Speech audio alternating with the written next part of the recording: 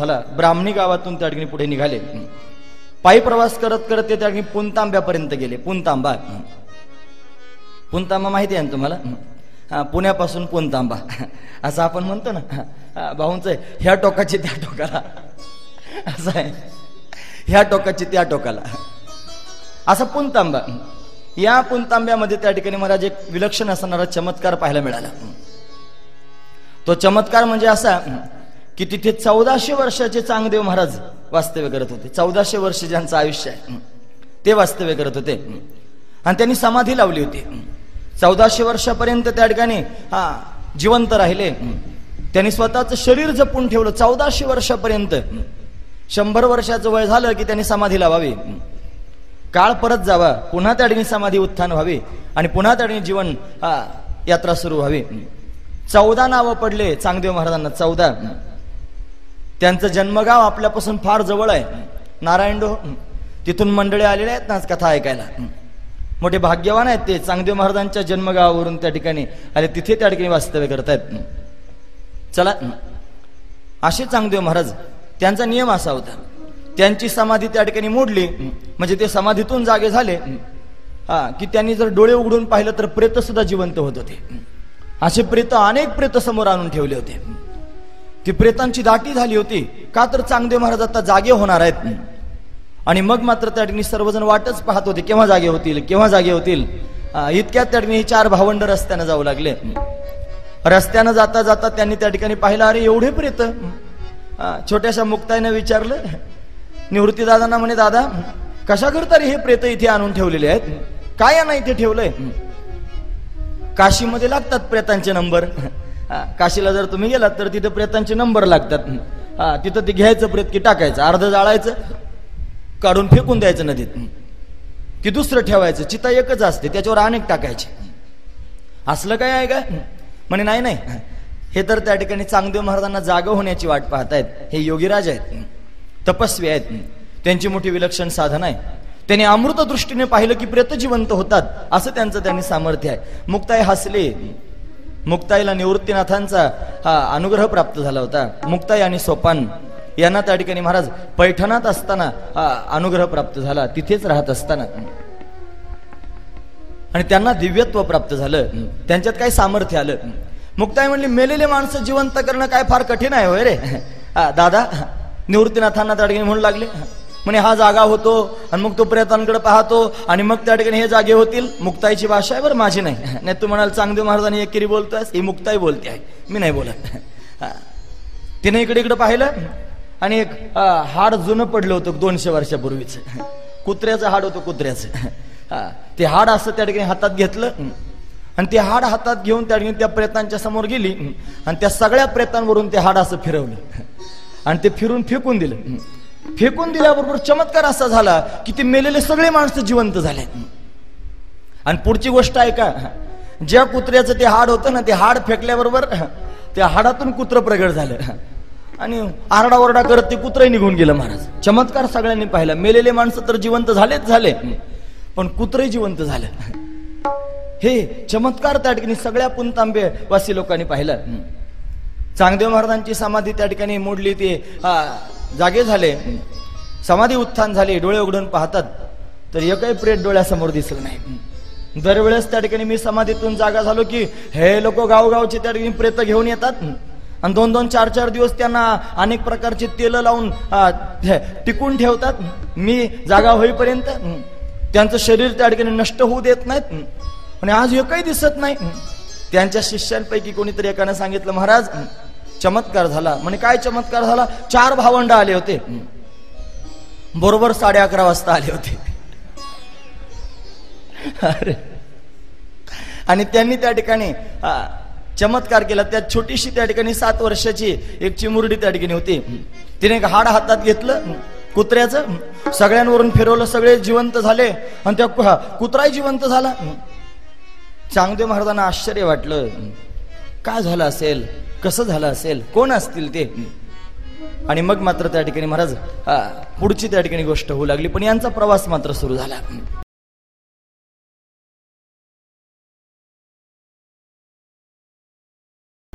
बराच काळ अलंकापुरात त्या ठिकाणी राहिले. आणि मग मात्र त्या ठिकाणी महाराज चांगदेव महाराजांना तिथे समाधी उत्थान झाल्यानंतर कळालं की एकही प्रेत दिसत नाही. मी जागा झाल्यानंतर अनेक प्रेत त्या ठिकाणी समोर असतात, आज एकही प्रेत मला दिसत नाही. झालं काय? कोणीतरी सांगितलं 4 भावंड आले होते. सगळ्यात धाकटी एक चिमुरडी मुलगी होती 7 वर्षाची.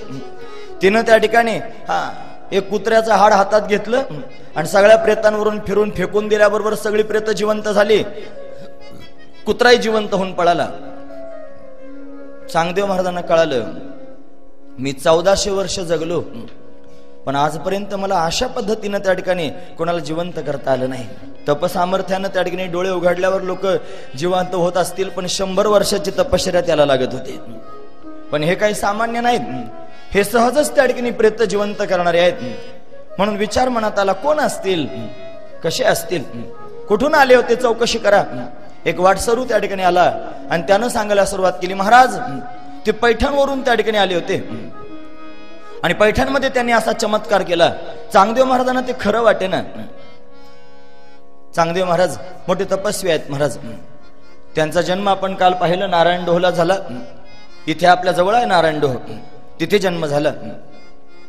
त्यांचा यज्ञोपवीत संस्कार आदी करून त्या ठिकाणी मरुद्गण आहेत महाराज, इंद्राचे भाऊ आहेत ते मरुद्गण. आणि ते त्या ठिकाणी महाराज ऐश्वर्य भोगण्याकरिताच आले होते. त्यांचं विलक्षण असणारं ऐश्वर्य आहे. ज्या गुरुकडे जातील आणि त्या गुरुकडून सगळं ज्ञान प्राप्त करून घ्यायचं. ततक्किम ततक्किम ततक्किम ततक्किम, पुढे काय सांगा, सगळं ज्ञान त्या ठिकाणी आत्मसात करो. त्या गुरुनं म्हणावं बस माझं ज्ञान संपलं, दुसरे बघा. पुढच्या गुरुकडे जावं. अनेक प्रकारानं त्या ठिकाणी गुरूंकडून ज्ञान प्राप्त करून घेतलं. आता काशीला जावं असं वाटलं योग साधना करण्याकरिता. म्हणून काशीला गेले आणि काशीमध्ये जाऊन त्या ठिकाणी महाराज एक मोठी योगी एका गुहेमध्ये त्या ठिकाणी बसले होते 1000 वर्षांपासून. त्यांच्याकडे ज्ञान प्राप्त करून घेण्याकरिता गुहेत प्रवेश केला. त्या योग्यानं त्या ठिकाणी चांगदेव महाराजांना पाहिलं, त्यांना उपदेश केला आणि समाधी लावण्याची विद्या शिकवली. आणि समाधी अशा पद्धतीनं प्राप्त होऊ लागली. 1400 वर्ष त्या ठिकाणी जगले. 1400 वर्ष वैभवात जगले, आनंदात जगले. आणि आता त्या ठिकाणी महाराज संतांची भेट होणार आहे. आतापर्यंत जगले खरे, आत्मस्वरूपाचं ज्ञान होतं फक्त. खरं ज्ञान तर ते आहे, मी आत्मा ब्रह्मरूप आहे, हा जो बोध आहे हा खरा अपरोक्ष दृढ बोध आहे महाराज. तो बोध प्राप्त झाला नव्हता. म्हणून आत्म्याचं त्या ठिकाणी महाराज परिच्छिन्नत्व तेवढंच कळत होतं. आत्मा परिच्छिन्न वाटत होता. व्यापक आत्मा आहे पण परिच्छिन्न वाटत होता. ब्रह्माचं त्या ठिकाणी महाराज व्यापकत्व कळालं नव्हतं. ते परोक्ष आहे आणि मी परिच्छिन्न आहे असं वाटत होतं. पण आता मात्र त्या ठिकाणी ती वेळ आली, खऱ्या गोष्टी त्या ठिकाणी कळाल्या. पैठणातून निरोप त्या ठिकाणी आला की खरोखर रेडा बोलवलेला आहे. मग म्हणले आपल्याला त्यांना भेटायला जायचं अलंकापुराला. पण भेटायला जाण्याच्या आधी आपण त्यांना निरोप दिला पाहिजे, आम्ही भेटायला येतोय. मग घाईघाई हातात त्या ठिकाणी कागद घेतला आणि पत्र लिहायला सुरुवात केली. कोऱ्या कागदावर पत्र लिहायचं होतं. आता काय लिहावं? 1400 वर्षाचे चांगदेव महाराज आहेत आणि 14 वर्षाचे ज्ञानोबर आहेत. मग असं असताना त्यांनी पत्र लिहायला सुरुवात केली. काय लिहावं पत्रात?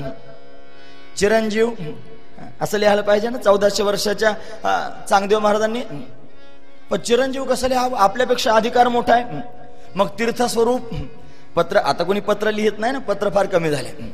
पण पूर्वीच्या काळात त्या ठिकाणी सन विवी असं काही साष्टांग नमस्कार काही होतं ना, विनंती विशेष असं लिहिलं जात होतं. तीर्थस्वरूप असं लिहिलं जात होतं.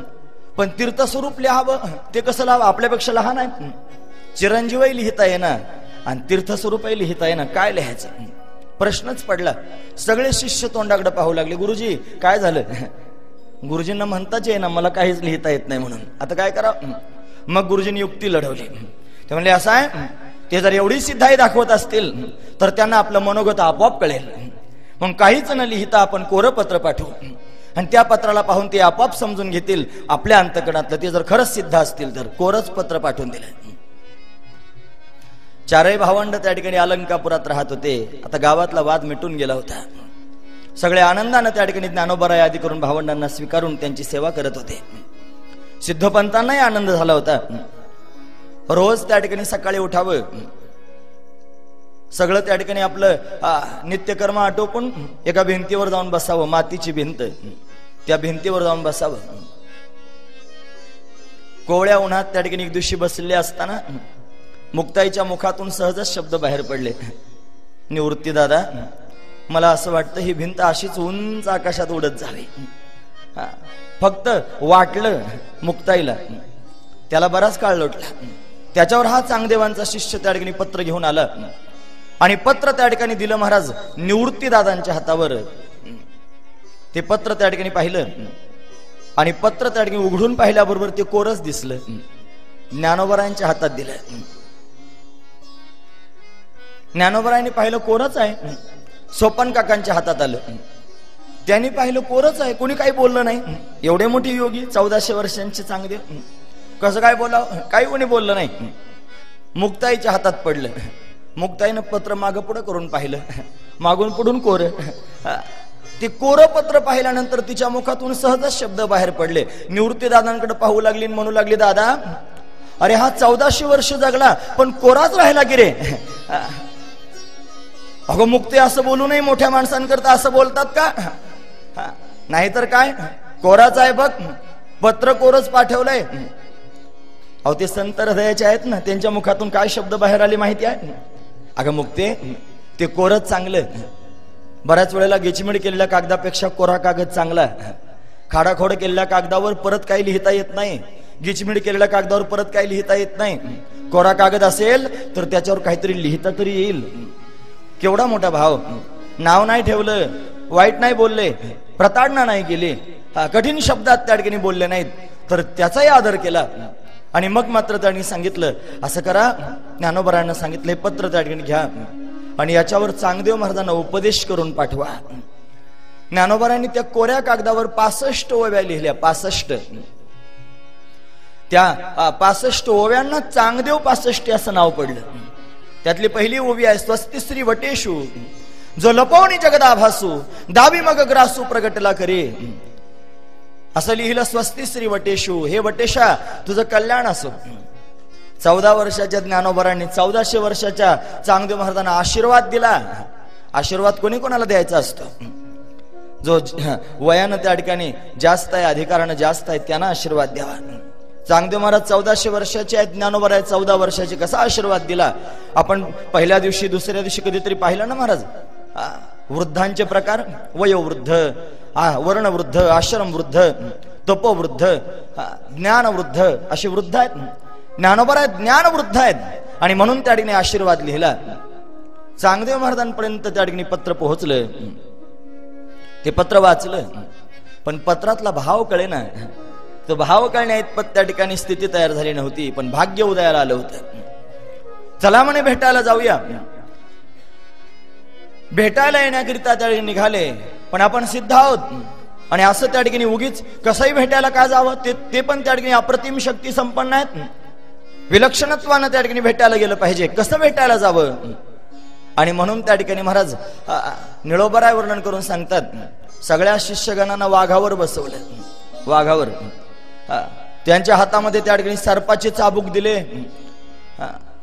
आणि मग त्या ठिकाणी महाराज निघाले सर्वजण. अनेक वाद्य वाजू लागले. थाट माट त्या ठिकाणी होऊ लागला. मजल दर मजल करत प्रवास करत करत अलंकापुराच्या दिशेने त्या ठिकाणी जाऊ लागले. चांगदेव महाराज स्वतः हत्तीवर बसलेले आहेत असं निळोबरायांनी वर्णन केलंय. आपण बऱ्याच वेळेला ऐकलं वाघावर बसून आले. अहो एवढा मोठा प्रवास आहे, कधी वाघावर बसत असतील, कधी हत्तीवर बसत असतील, त्यांचं सामर्थ्य आहे. वाघावर बसून सगळी मंडळी समोरून आली. सर्प त्या ठिकाणी आणले. नकली नव्हते, खरे साप होते. हातात घेऊन सर्पाचे चाबूक करून त्या ठिकाणी निघाले होते. आणि अलंकापुराच्या जवळ त्या ठिकाणी त्यांचा तो सगळाच्या सगळा लवाजमा आला. निरोप आला भावंडांना. चांगदेव महाराज भेटण्याकरिता आले आणि असे सहज चालत आले नाहीत. त्यांची सिद्धाई घेऊन आलेले आहेत. ते वाघावर हत्तीवर त्या ठिकाणी बसून सर्वची सर्व त्या ठिकाणी त्यांचं मंडळ घेऊन आलेले आहेत. आपण त्यांना सामोरं गेलं पाहिजे, पण त्याच तोलामोलानं सामोरं जाणं गरजेचं आहे. कसं सामोरं जावं? त्याच भिंतीवर बसले होते महाराज सकाळचं ऊन घेत. चमत्कार झाला. आणि मग मात्र निवृत्ती दादांच्या मुखातून शब्द बाहेर पडले, आपणही भेटायला गेलं पाहिजे. ज्ञाना, अरे मुक्ताईची अशी पण इच्छा होती ही भिंत आकाशात त्या ठिकाणी उडावी आणि या भिंतीवर त्या ठिकाणी बसून जर आपण गेलो तर किती चांगलं होईल नाही. ज्ञानोबरायांच्या मुखातून सहजच शब्द निघाले भिंतीकडे त्या ठिकाणी पाहून, चल ग आपल्याला चांगदेव महाराजांना भेटायला जायचंय. भिंतीला म्हटले, असं म्हटल्याबरोबर त्या ठिकाणी महाराज गडगड गडगड गडगड आवाज झाला.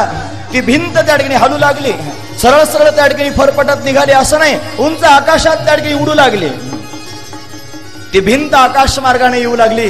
चारही भावंड त्या भिंतीवर बसलेले आहेत. चांगदेव महाराज समोरून येत आहेत, पाहतायत तर काय भिंतीवर बसून आलेले आहेत. माझ्या सामर्थ्य आहे, मी त्या ठिकाणी जिवंत असणाऱ्या प्राण्यांचं मोहन करून त्यांना त्या ठिकाणी आपलंस करून आलेलो आहे.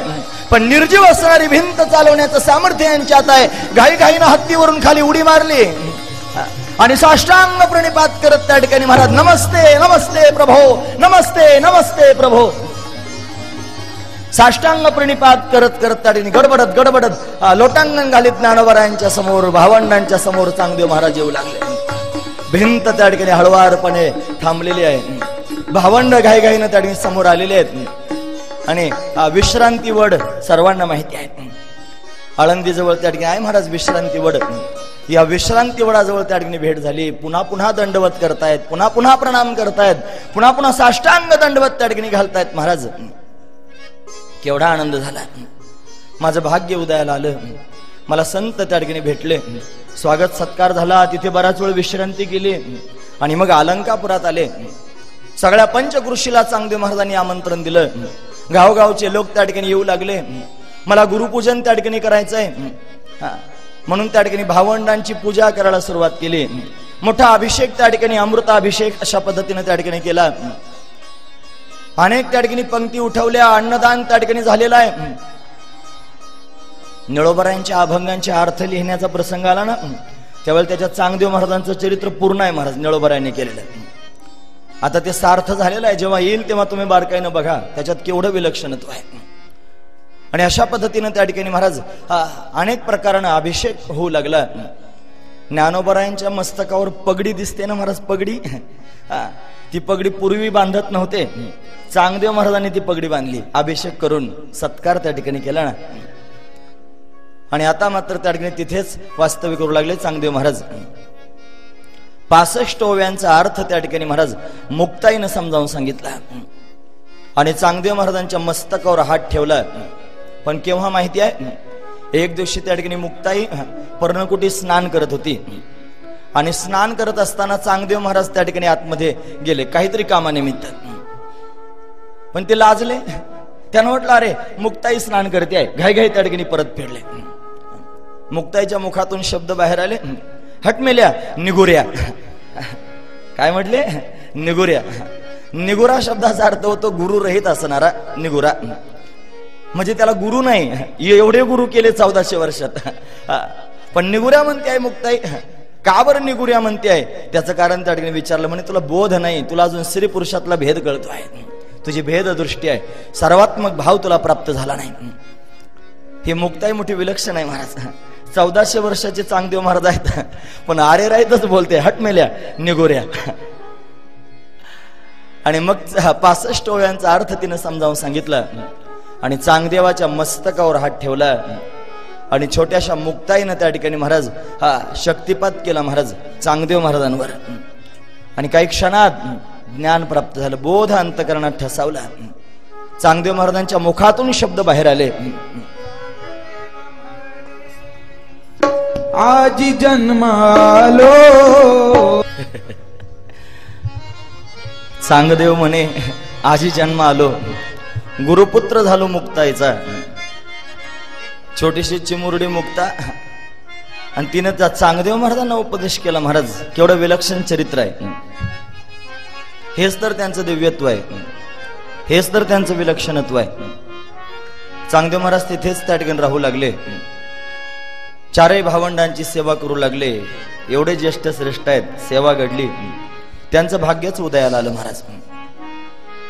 हे ठरलेलंच होतं, आदिशक्तीकडून त्या ठिकाणी चांगदेवांना उपदेश व्हायचा होता. कारण चांगदेव महाराज काही सामान्य नव्हते. आपण त्या ठिकाणी सामान्य माणसं त्यांना म्हणतो तो चांगदेव आला, जसा आपला मेहुणाच आहे चांगदेव आला. अरे काय चांगदेवाला, ते चांगदेव महाराज आहेत ना. लोक कोणाला नावं ठेवतात महाराज, असं नाही. त्यांचं दिव्यत्व पाहिलं पाहिजे. चला पुढे. आता तिथेच वास्तव्य करत असताना एक दिवशीचा प्रसंग आहे. या चारही भावंडांचा महिमा त्या ठिकाणी वाढू लागला आणि गावगाव त्या ठिकाणी महिमा पसरला. तिकडे पंढरपुरामध्ये पांडुरंग परमात्म्याची नितांत भक्ती करणारे बाल भागवत श्री नामदेव महाराज तिथे त्या ठिकाणी वास्तव्य करतायत. नामदेव महाराजांना त्या ठिकाणी ज्ञानोबरायांचा महिमा ऐकायला मिळाला. नामदेव महाराज असे आहेत, ते पांडुरंगाबरोबर चर्चा करतात, गप्पा मारतात. आपण जसे एकमेकाबरोबर गप्पा मारतो असा संवाद त्या ठिकाणी होतो. एक दिवशी दोघांचा संवाद होऊ लागला, देवाचा आणि नामदेव महाराजांचा.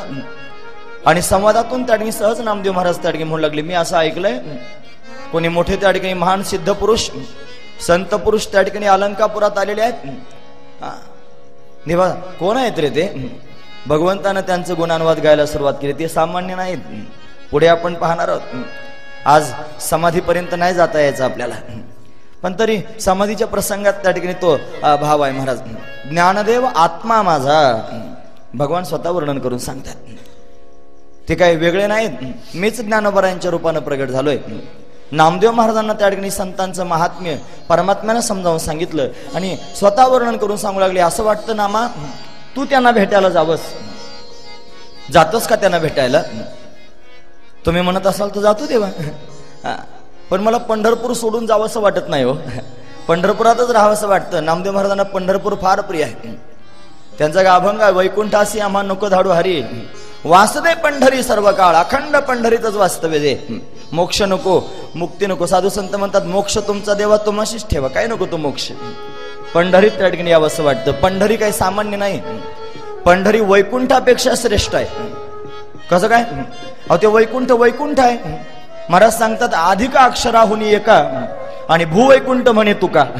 तुकोबाराय म्हणतात ते तरी पंढरपूर आहे, पण आमचं हे भू वैकुंठ आहे. ते त्या ठिकाणी फक्त वैकुंठ आहे आणि आमचं हे त्या ठिकाणी भूवैकुंठ आहे. अधिक अक्षराहुनी एका भूवैकुंठ म्हणे तुका, म्हणून हे भूवैकुंठ आहे, इथून दूर जायचं नाही. पण भगवान जा म्हणतायत, निघाले. अलंकापुराला आले. सगळ्यांना कळालं नामदेव महाराज आले, मोठे भक्त आहेत, देव यांच्याशी बोलतो. नामदेव महाराजांची ख्याती या भावंडांनी ऐकली होती. चांगदेव महाराज आदी करून सर्व त्या ठिकाणी संत बरोबर आहेत. तेरढोकीला गोरोबा काकांना त्यांचा महिमा कळाला, अलंकापूरवासी संतांचा. आणि गोरोबा काका वयोवृद्ध आहेत. ते गोरोबा काका त्या ठिकाणी तिथपर्यंत आले महाराज, अलंकापुरापर्यंत. योगायोगानं सर्वांची एकत्र भेट झाली आळंदीत. चरित्रामध्ये असाच प्रसंग आहे. सर्वजण तिथे आलेले आहेत. नामदेव महाराजांचं सर्वांनी स्वागत केलं. सर्वजण उठून त्या ठिकाणी समोर जाऊ लागले, नमस्कार करू लागले. निवृत्तीनाथ महाराज जे प्रत्यक्ष महादेव आहेत ते नामदेवांच्या समोर गेले, नमस्कार केला. ज्ञानोबरांनी नमस्कार केला, सोपान काकांनी नमस्कार केला, सर्व साधू संतांनी नमस्कार केला. पण मुक्ताई मात्र एका बाजूला उभी होती. ती काही बोलत नव्हती, नमस्कार करायला समोर जात नव्हती. आपण नाही का आता या मावश्या छोट्या छोट्या लेकरांना घेऊन येतात आणि आले की ते लेकरू बरंच त्या ठिकाणी पाया पडत नसेल तर पड पाया असं त्यांची घाई असते महाराज. तसं निवृत्ती दादांना वाटलं आपली मुक्ता पाया पडली नाही, एवढा मोठा महात्मा आहे, पाया पडलं पाहिजे, नमस्कार केला पाहिजे, पड पाया तिला म्हणू लागले. ते म्हणले का याच्या काय पाया पडायचं, असे शब्द बाहेर आले. एवढा अभिमानी आहे, केव्हाची मी पाहते आहे म्हणे. हे सगळे लोक त्याला नमस्कार करतायत आणि हा फुगून त्या ठिकाणी उभाच आहे, कोणाच्याही समोर त्या ठिकाणी वाकत नाही. लाटणे ऐसा न लवे, जसं लाटणं वाकत नाही तसं हा लाटण्यासारखा वाकत नाही, उभाच आहे म्हणे, कोणाच्या समोर नमस्कार करत नाही. नामदेव महाराजांच्या पोटात असा भाव होता. हे आहेत सिद्ध पुरुष, गोष्ट ठीक आहे, पण मी काय सामान्य आहे होय? देव माझ्याशी बोलतो, माझा एवढा मोठा अधिकार आहे आणि मी वयानं जास्त आहे, मी का पाया पडावं त्यांच्या?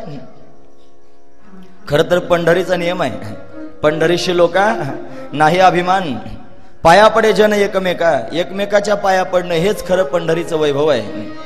हीच खरी त्या ठिकाणी पंढरी आहे महाराज. ती पोटात उतरली पाहिजे, तेव्हा लोक एकमेकाच्या पाया पडतील. कोणत्या तरी अभिमानानं त्या ठिकाणी ताठून उभं राहणं हे संतांना मान्य होत नाही. मुक्ताईला ते मान्य झालं नाही, पाया पडायला नकार दिला. नामदेव महाराजांनी तिचं ते बोलणं त्या ठिकाणी पाहिलं आणि थोडासा विस्मय वाटला. का झालं असेल असं, का बरं ही असं त्या ठिकाणी बोलली असेल. मुक्ताईला सर्वांनी समजावून सांगितलं, पण करारी होती महाराज, नाही पाया पडणार. नाहीच पाया पडले.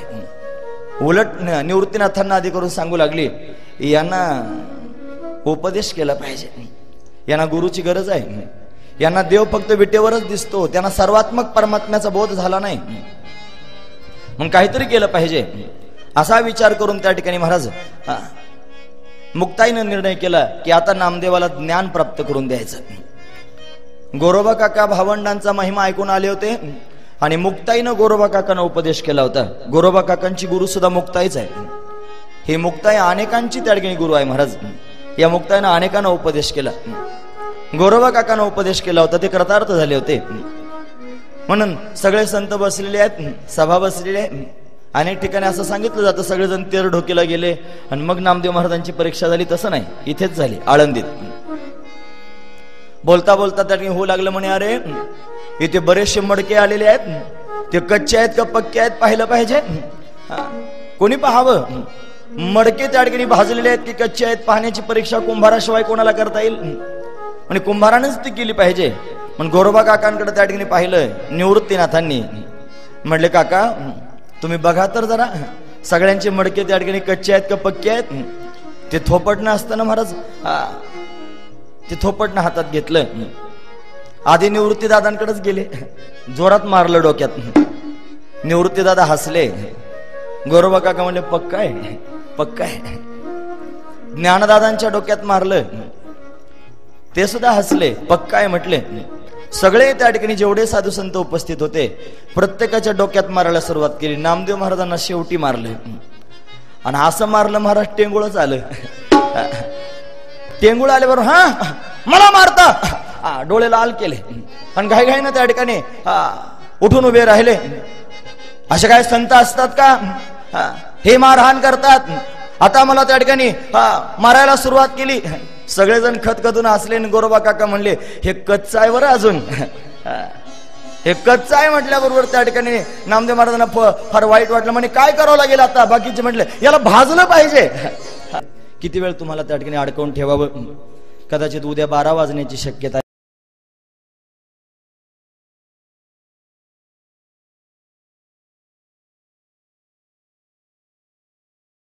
झाडाची पानं पायाला बांधून चालायचं तूच मला शिकवलं असणार आहे. दिवाळ सणाला सगळ्या लोकांनी नवे कपडे घातले आणि तेव्हा माझ्या अंगावरचे वस्त्र फाटले होते. त्या वस्त्रांना गाठी बांधून त्या ठिकाणी परिधान करायचं तूच मला शिकवलं असणार आहे ज्ञाना. आता कोण मला शिकविल, कोण मला सांत्वना देईल, कोण आम्हाला आधार देईल. आमच्या सर्वांचा आधार असणारा तू आम्हाला सोडून जातोयस. ज्ञाना जाऊ नकोस रे. ज्ञानोबा आहे सोपानाला हृदयाला लावतात. सोपाना, अरे तू ज्ञानी आहेस असं म्हणू नकोस रे. माझं जाणं अपरिहार्य आहे, मला थांबावं लागणार आहे. माझं कार्य आता पूर्ण झालेलं आहे. माझा भगवान मला बोलावतोय, मला त्याच्या दिशेने गेलंच पाहिजे. पुढे निघाले. सोपानानं नमस्कार केला. इतक्यात मुक्ताई धावत आली. ज्ञानदादा थांब, मला कोणाच्या जीवावर सोडून चाललास रे, कोणाकडे बघून जगू सांग. अरे जेव्हा लहान होते तेव्हा आई निघून गेली आणि आई निघून गेल्यानंतर जेव्हा कधी आईची आठवण त्या ठिकाणी आली, आई शब्द मुखातून बाहेर पडला की तू डोळ्यासमोर उभा राहिलास. प्रेमाच्या पंखाखाली त्या ठिकाणी घेतलंस रे. एवढं प्रेम दिलंस की आई बाबांची आठवण सुद्धा होऊ दिली नाहीस. अरे आई त्या ठिकाणी माझी स्वतःच्या हातानं माझं डोकं विंचरीत होते, माझी वेणी घालत होते. अरे आई गेल्यानंतर त्या ठिकाणी वेणी घालण्याचं काम केलंस रे ज्ञानदादा. आता तू मला सांग, माझी वेणी कोण घालेल रे. तू गेल्यानंतर त्या ठिकाणी कोणाकडे पाहून जगावं सांग. मोठी विलक्षण अवस्था त्या ठिकाणी झाली महाराज. मुक्ताई कासा विसरून रडू लागली. ज्ञानदादा आम्हाला सोडून जाऊ नकोस रे. साष्टांग प्रणिपात करू लागली भावंड. ज्ञाना जाऊ नकोस, ज्ञाना जाऊ नकोस. ज्ञानोबारांनी डोळे बंद करून घेतले. माया मोहात आता अडकायचं नाही, इथे थांबायचं नाही. माझा भगवान मला बोलावतोय, मला गेलं पाहिजे. घाईघाईनं त्या ठिकाणी भगवंताकडे पाहिलं, निवृत्ती दादांकडे पाहिलं. चला आता आपण गेलं पाहिजे. निघाले महाराज. सिद्धेश्वराला नमस्कार केला. सिद्धेश्वराच्या नंदीच्या खालून जो रस्ता आहे त्या रस्त्यानं त्या ठिकाणी आतमध्ये गुहेत प्रवेश केला. भगवंतांना निवृत्तीनाथ दादांनी ज्ञानोबरायांना समाधीच्या स्थानावर बसवलं. दोन बाजूने त्या ठिकाणी समया पेटवलेल्या आहेत. समोर ज्ञानेश्वरीची प्रत ठेवलेली आहे आणि आता त्या ठिकाणी भगवान आणि निवृत्ती दादा बाहेर आलेले आहेत. ज्यांचं नाव निवृत्ती आहे, निवृत्ती पाठ फिरवली ज्ञानोबरायांकडे आणि पुन्हा पुन्हा मागे वळून पाहतात. ज्ञानोबरायांचा विरह सहन होईना महाराज. व्याकुळ अंतकरण झालं. काय करावं काही कळेना. पण जाणं त्या ठिकाणी गरजेचं आहे. ज्ञाना थांबणार आहे. देवाचा झाला ज्ञाना हा भाव पोटात घेऊन त्या ठिकाणी बाहेर आले आणि सर्वांनी मिळून त्या ठिकाणी महाराज त्या गुहेला शिळा लावलेली आहे. ती शिळा लावून त्या ठिकाणी निवृत्ती दादा बाहेर आले आणि सोपान आणि मुक्ताई समोर त्या ठिकाणी सरसावले. निवृत्ती दादा, आमचा ज्ञाना कुठं आहे सांग, ज्ञाना कुठे आहे सांग, असं म्हणून त्या ठिकाणी कासावीस झाले महाराज. निवृत्ती दादाने उभ्याने जांग टाकून दिलं आणि दहायमाकडून रडू लागले. नामदेव महाराज भगवंताला विनवणी करू लागले, देवा सांभाळा. नामा म्हणे, देवा पेटला हुताशन, करा समाधान निवृत्तीचे. अरे जो सर्वांचं समाधान करणारा निवृत्ती आहे, तो निवृत्ती अंग टाकून रडू लागला. हुताशन अग्नी पेटला. काय करावं? परत फिरा, परत फिरा. तो ज्ञान आता आपला राहिला नाही, तो देवाचा झाला. असं म्हणून त्या ठिकाणी निवृत्तीनाथ महाराज कासावीस झाले. सगळे संत डोळ्याला पदर लावू लागले. बांधल्या पेंडीचा सुटला से आळा, तृण रानो माळा पांगलेसे. अरे बांधलेल्या पेंडीचा आळा सुटल्यानंतर, सोसाट्याचा वारा आल्यानंतर जसं त्या ठिकाणी ते गवत दाही दिशांना पांगून जातं, असे संत विखुरले, संत कासावीस झाले, संत व्याकुळ झाले. संतांना विरह सहन होईना. जो निवृत्त आहे त्यानं निवृत्त स्थिती सोडून दिली आणि धाय माखडून रडू लागला. नामदेव महाराजांनी डोकं झोडायला सुरुवात केली. अरे देवा, ज्ञाना माझा मला सोडून निघून गेला. कासावीस झाले त्या ठिकाणी संत. आता अलंकापुरात थांबायचं नाही. समाधी सोहळा त्या ठिकाणी उरकला आणि उरकवणी सोहळा संगे संत मेळा. भगवान त्या ठिकाणी महाराज आता पुन्हा पंढरपुराच्या दिशेने त्या ठिकाणी निघाले. भगवंताला त्या ठिकाणी ज्ञानोबरायांचा विरह सहन होईना. सगळे संत रडू लागले, भगवानही रडू लागले. सगळे रडतायत. रखुमाई सर्वांच्या तोंडाकडे पाहत होते. ते निवृत्ती दादा, सोपान काका, मुक्ताई रडतात. त्यांचं भावंड त्यांच्यापासून त्या ठिकाणी दूर गेलं म्हणून. हे साधू संत रडतायत, त्यांच्या प्रेमाचं त्या ठिकाणी स्थान निघून गेलं म्हणून. देवा, तुम्ही का रडत आहात? हे सांगत असताना त्या ठिकाणी महाराज भगवान सांगू लागले, हा ज्ञाना सामान्य नाही, हा ज्ञाना तर माझा आत्मा आहे, तो माझं जीवन आहे.